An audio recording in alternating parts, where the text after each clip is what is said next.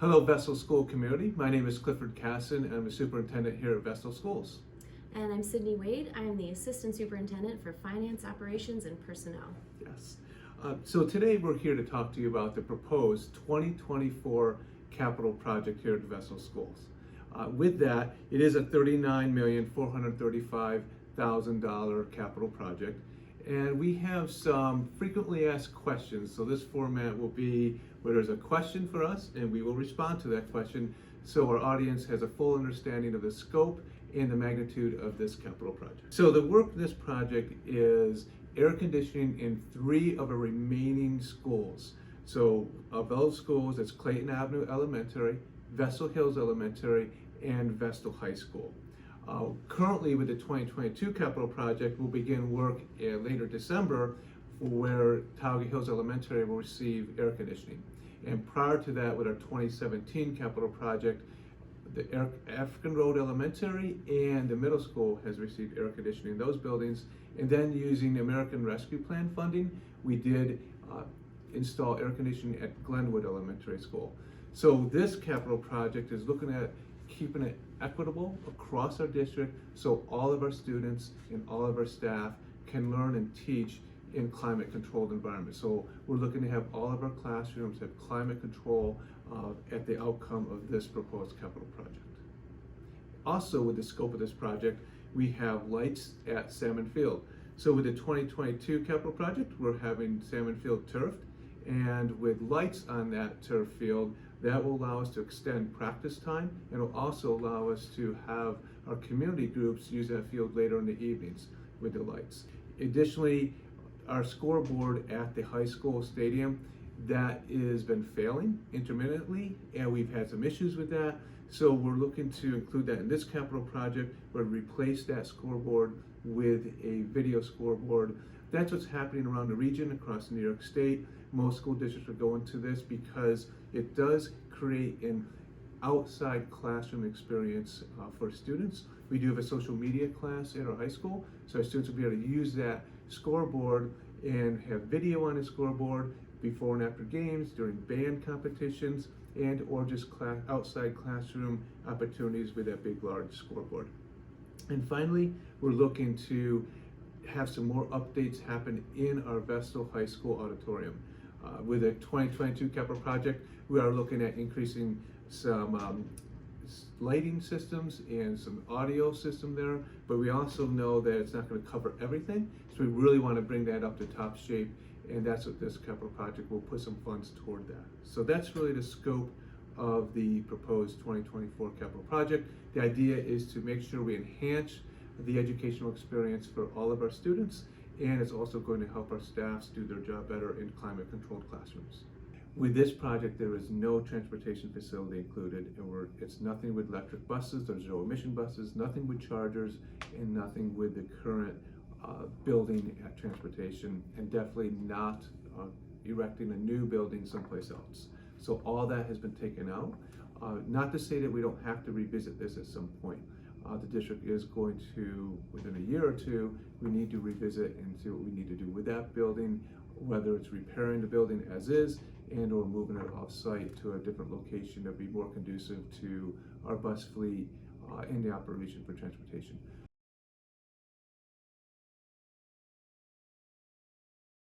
This project is $39,435,000.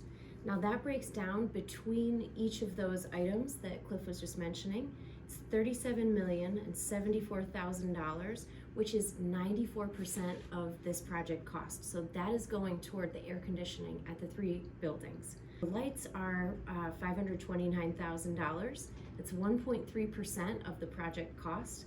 The video scoreboard at the Dick Hoover Stadium is $749,000, which is 1.9% of the project.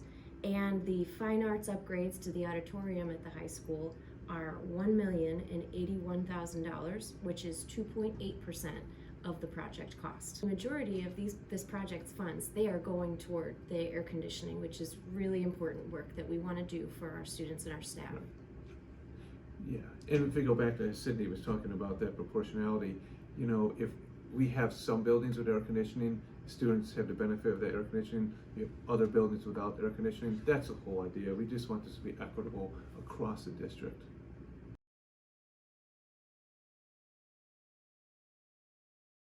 You might think it would be a wonderful idea to list each of these items on the ballot so that you could vote for the ones that you want and not for the ones that you don't want, but actually that really limits our flexibility in a capital project. For example, if we put the air conditioning in total and said this is, $37,074,000, and that is one item on the proposition, but then the bids for those items come in slightly above it. So if it's $37,075,000, even a dollar over that proposition amount, we would not be able to accept those bids. We would actually have to go back and rebid the work, resize the work, and we would get less work done for that money. So, and it's interesting that you could also have things that were approved as long as they're within that total proposition value, but it really limits our flexibility. So in total, what we do is a not to exceed amount of that $39,435,000, and then as costs shift, and bids come in at different amounts, we're able to squeeze in as much work as possible and get the best value for our taxpayers.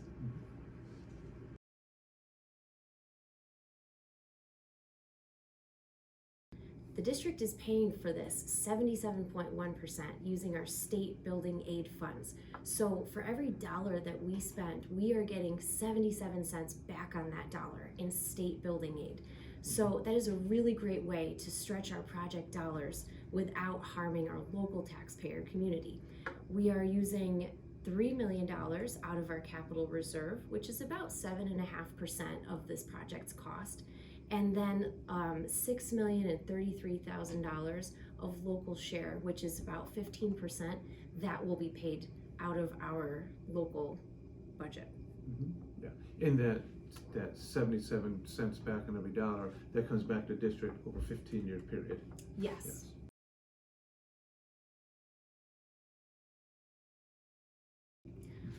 There is going to be an effect on our local taxes. So, as I mentioned, that's about 15% of the share of, picking up the costs for this project.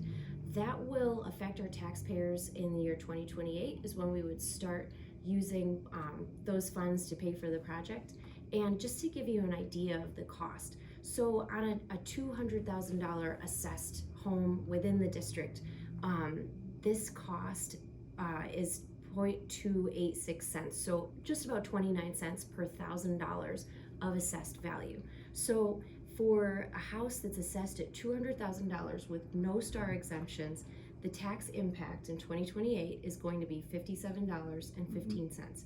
If you have star exemption on your house, that would be $48.58.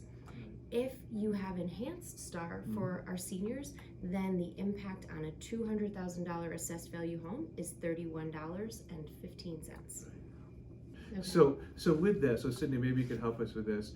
There's been some questions about the scoreboard, and we've been knowing that it's been breaking down really frequently. So if it's not in this capital project, it's not funded as capital project, and we had to pay for it to repair it, how does that work financially? Cliff, that's a great question.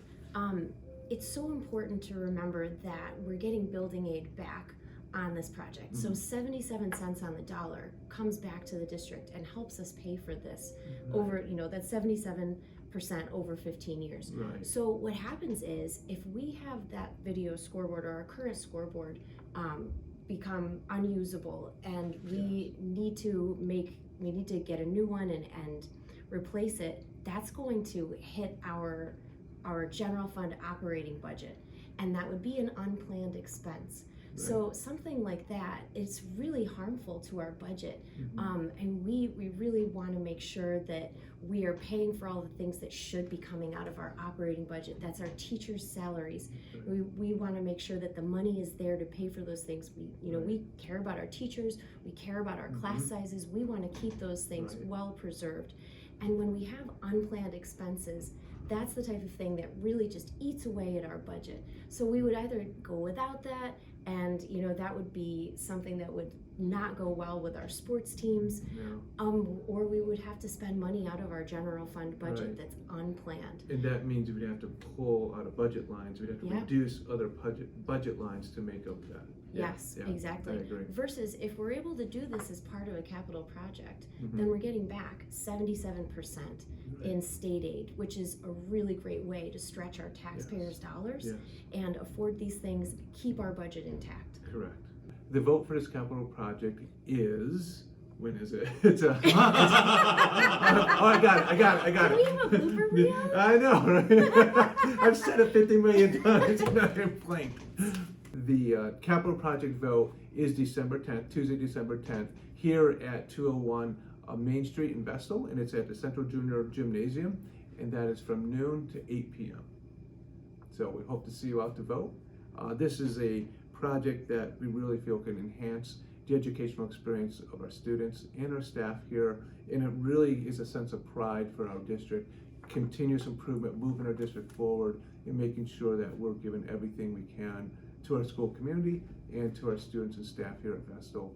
Something we'd really be proud of once all of this is completed. So thank you for your support. Thank you.